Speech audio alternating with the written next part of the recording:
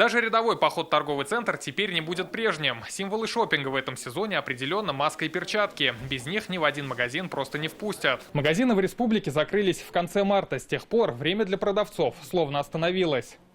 А еще сменился и сезон, и коллекции. Теперь предприниматели учатся работать в новых условиях. Спустя 3 месяца в этом торговом центре снова появились покупатели. Главное условие – наличие отдельного наружного входа. Двери, стеллажи, товары. Сотрудники магазинов дезинфицируют буквально все, до чего можно дотянуться. Обработка одежды после каждой примерки. Событие долгожданное для нас, потому что без работы, сами понимаете, тяжело.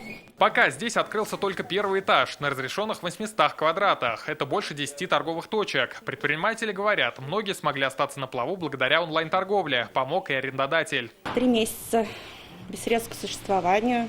Администрация нам пошла навстречу, сделала скидочку 50%.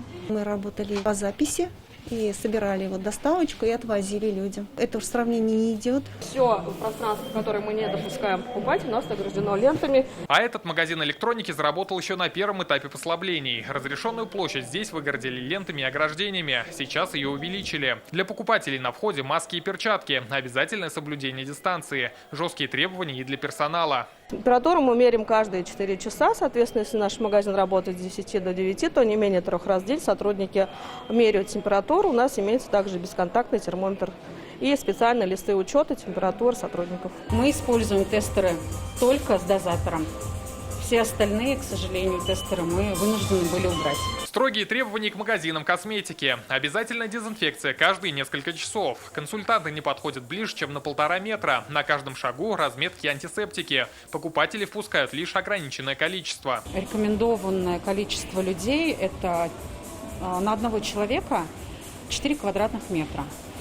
Поскольку у нас открыто 800 квадратов, мы приняли решение запускать не более 100 человек. Открытие магазинов покупатели ждали не меньше продавцов и ко всем мерам защиты относятся спокойно. Конечно, стало лучше, потому что невозможно сидеть постоянно в изоляции и не выходя никуда. Ждала открытия магазинов, абсолютно всех магазинов, при этом соблюдая, конечно же, все правила безопасности ради самих себя. При этом объявлять победу над пандемией рано. В республике по-прежнему закрыты крупные торговые центры, кинотеатры и клубы. Рамиль Галиуллин, Александр Лобанов, ТНВ, Казань.